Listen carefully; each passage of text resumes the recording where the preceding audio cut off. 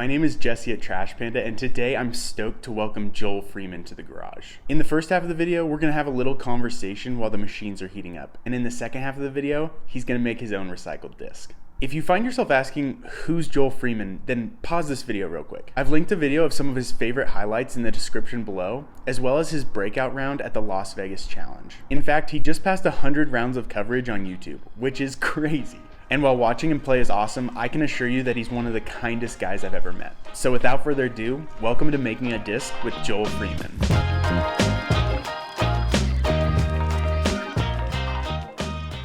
All right, Joel, well, welcome to the garage. Thanks for being here. Thanks for having me, man. Yeah, of course. We've got the machines heating up, but we've got a little bit of time, so I thought we could have a little conversation. Would that be cool? Absolutely. Let's do it. Hey, Jesse from the future real quick to say, unfortunately, I made a little bit of a mistake and our interview is slightly out of focus. I'm an amateur at best when it comes to filmmaking, so my apologies, and I hope it doesn't take away from the conversation. All right, man, let's start off simple. Some people may know you as a professional disc golfer, actually ranked number 7 in the world in 2019. And others might know you as a contestant on season 11 of American Idol. So, who is Joel Freeman really? Wow. Yeah, didn't see the season 11 American Idol drop coming out there, but the man does his research. 2 brothers, 2 sisters, big-ish family, always loved being outdoors. A lot of us, especially I, am an artist, like in every sense of that word. Whether it's music, visual, culinary arts, I don't know, like I love the arts. My parents are both artists, so I grew up with a very like creative outlook on life, on the world. Nice.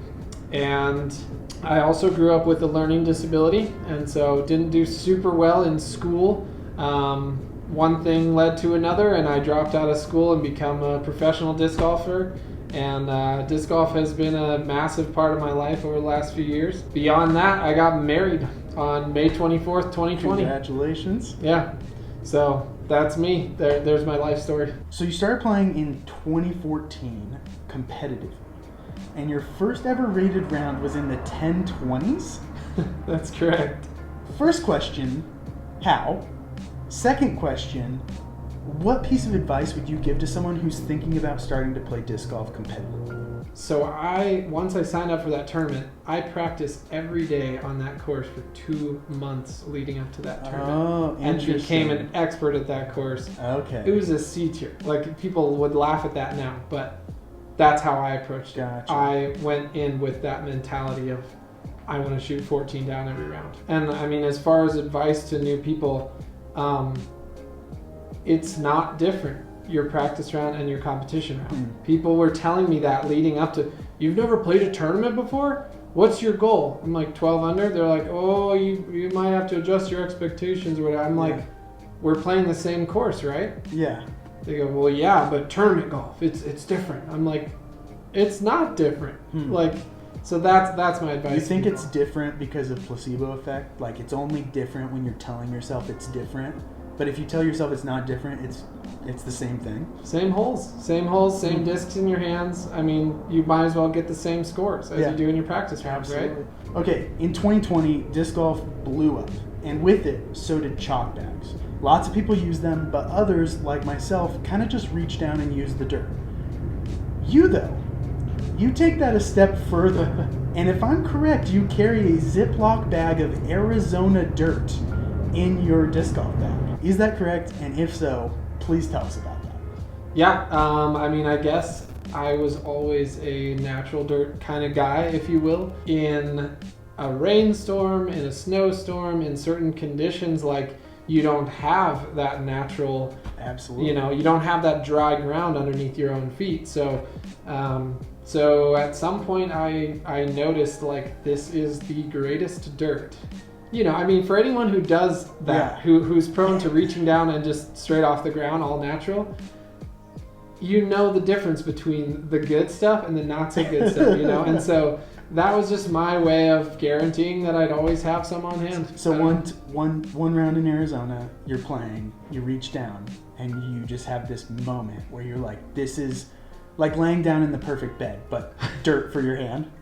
That is exactly what it was. Got it. All right, if it's not already obvious, you're a super positive guy with a generally great vibe about you. But disc golf has the ability to bring out the worst side in people too. I polled my audience on Instagram, and at Disc Golf Molly asked, "What's your most said word during a round?" For example, she said hers is "dang." What's yours? Oh, that's awesome. The people on tour who know me well, if I'm shouting out to Chris Clemens, he hears me say "frick." He gives me such crap about it. He's like "frick." He'll like mock me. So I know that mental game is a crucial aspect of your game, and to you it's one of your biggest weapons in the field of competitors.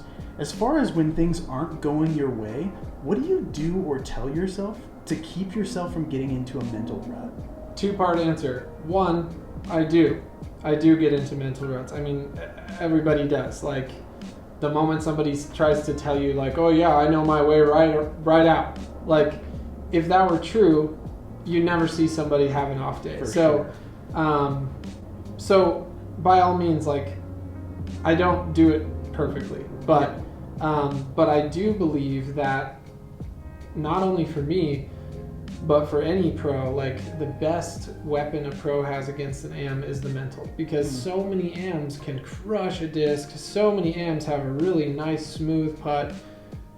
I mean, I play with guys who are 1050, in a practice round, and 850 like in a tournament. It's totally crazy. Like, I meet random people, how's it going, want to play around, we'll play 9 holes. I'll be like, "What's your rating?" Thinking in my mind 10-10, why haven't I heard of you? And then the guy might go, "Oh, I'm really hoping to break 900 this year." Yeah. And I'm going, "What?" I'd like it if you stopped describing me in front of the camera, but whatever. But no, I guess for a more direct, real answer, I know it's nothing you haven't heard before, but it's to truly treat each shot as its own individual challenge. You hear that over and over again. Yes, it makes logical sense, but there's something about making that actually true. Like, there's a new level for me at some point in my game. I couldn't point to exactly when it was, but it clicked in a whole new way. It was something I always set out to do and wanted to do, but not something that was actually really happening during tournaments until something clicked. Yes, I'm mad about that last shot or whatever, and I wish I wasn't. I wish I could get over that, but I'm like an emotional person.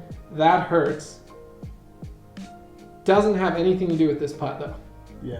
And so it's not, I will never say that I don't get like worked up or don't get like thrown off or whatever, but there's something to be said for just, I threw the last 10 shots bad, but let me see if I can do this one here. Yeah. As a sponsored player with Innova, you throw some of the most well-known discs in the world, like a Destroyer. But your signature series disc is lesser well-known, like the Whale. In your opinion, what is the most underrated disc on the market? Yeah, I don't know. I've got to say the CD2. I gave a big shout out to the CD2 in the bag. The CD2 has a name for itself, but I feel like it's not as big as it should be. Yeah. To me, the CD2 has some really unique and like mysteriously wonderful qualities about it that other discs don't. You forehand and backhand every disc in your bag, which is not super typical on tour. What's your mindset behind this, and do you think it like gives you a specific advantage or anything? I mean, it's ever since I first played disc golf, it just made sense to me. I mean, if I have 20 discs in my bag, I throw them all backhand, that's 20 options for throws that I can produce. I do them forehand, that's 40. Yeah. So I just double my bag. Throw Anheuser and Heiser in, you're exponentially increasing that. That makes sense. Exactly. So I have, roughly 120, 130 shots in my bag, not counting the in-between. Yeah, for sure. More. I wasn't even going to attempt to do the math. Speaking of competition and your breakout, which was at the Las Vegas Challenge, it seems to be a hot spot for Colorado disc golfers breakouts. I mean, we have Eagle, Yep. Tristan Tanner, you. All that to say, is it completely coincidental that that was at the Las Vegas Challenge for Colorado disc golfers? Or do you think that there's actually something to be learned from that? Gosh, I don't know. I mean, it's a cool story. It's a cool pattern. Colorado's a desert, so we're used to disc skipping a lot. I don't think people think of Colorado as a windy place, but the wind definitely kicks up out here. And there also seems to be, as I've traveled the country, there seems to be something about people in Colorado throwing far. We have so many big arms in our state, and it's like there's a more highly saturated number of big arms in Colorado than other states that I've noticed. So maybe a little mixture of both. Maybe maybe there's a little bit of a pattern and a little bit of a rhythm there, but also some coincidence and some mystery magic. I'm curious what one of the most worthwhile investments you've made in your game has been that has turned, incredible results for you. Wow. Obvious answer would be my basket. I bought like a $150 single chain Innova basket, and that's allowed me to practice putting a ton. Game changer, of Absolutely. course. The other thing that comes to mind is just starting to play tournaments, competing. Take that leap, make that investment, pay the entry fee, travel to a couple events out of state early on before, my second tournament ever was GBO.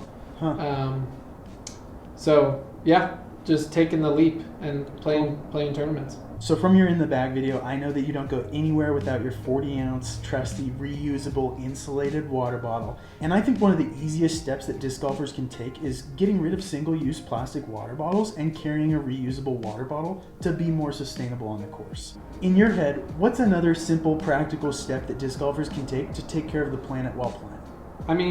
I'm not going to put on a front like I'm on the highly informed side of the spectrum when it comes to environmental awareness. It's definitely something that I feel is important and something I would love to know more about. But I love things that you've said, like the single-use water bottle idea, as well as I'm a huge advocate for buying used discs. If we're being honest, they're going to be more beat in. You're probably going to find what you're looking for anyway, new or used. All right, you heard it here first. Buy used discs. All right, last question. If you could have a billboard that every single disc golfer saw, what would it say and why? Be kind, work hard. Be kind, work hard. I feel like no matter who you are, no matter where your life has been or is headed, good things are going to happen if you're just kind to people and you work hard. You asked, what would I want disc golfers to see? But that's a motto for anybody in the world. Yeah. Nice. Be kind and work hard. Well, Joel, thanks for indulging me in those questions. Super fun talking to you and learning more about you. And believe it or not, that was actually perfect timing. So, should we make a disc? Let's do it, man. All right, man.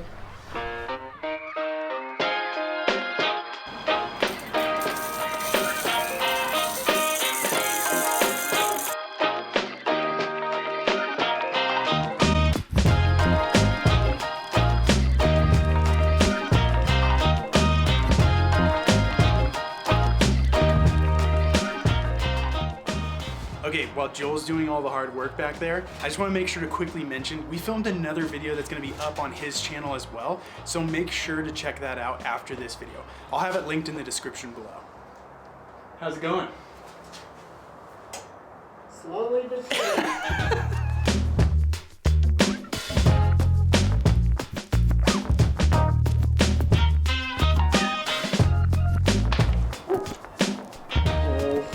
That's looking like a disc.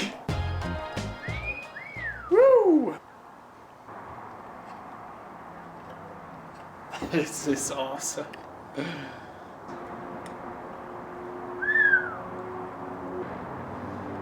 Plastic is still cooling, but looks pretty smooth. I'm liking it.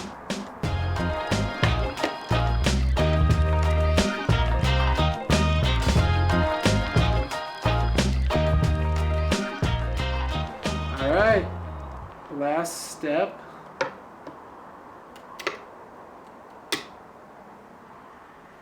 Sweet. She's definitely pretty to look at, but I mean, see how she flies.